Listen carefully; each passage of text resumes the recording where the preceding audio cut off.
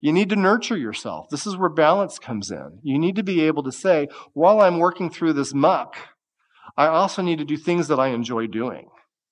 So when you work your steps, it's not that you're distracting yourself, but you need to make sure that you maintain the balance and the good in your life. And when I talk about balance, if anybody was here the last couple of years and heard my speech on the intimacygram, if you haven't, it's online. You can listen to that. It's so important to maintain balance in all the areas of your life, because sometimes what happens is we have stress in our work life and it pulls over onto something else.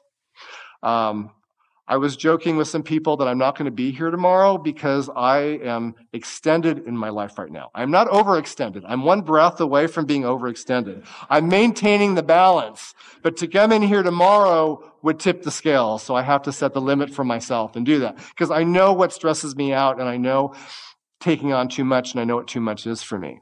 But I know how to have the balance. So in order to be able to not stress out in life, I have to give myself a time out for breathers, to go out, to stare at clouds, go for a walk, go for a bike ride, do whatever, talk to some people I haven't talked to in a while. It's so important to be able to put the balance in place.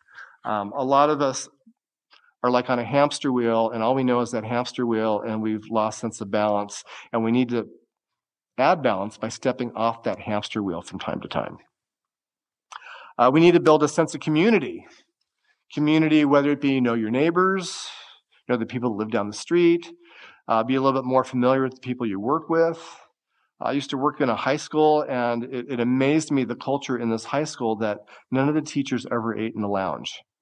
They were very closed off. This particular school, the teachers did not interact with each other. And I also worked in a neighboring high school that had really bad administration.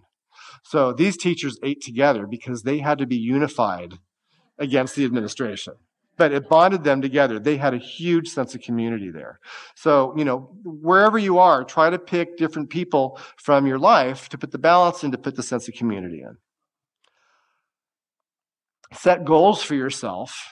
And don't make the goals necessarily hard work goals. Make the goals something that are what I call a nugget.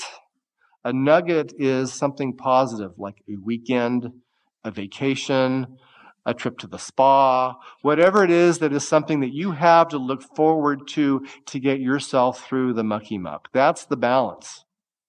Just because we get emotional sobriety doesn't mean our lives become perfect.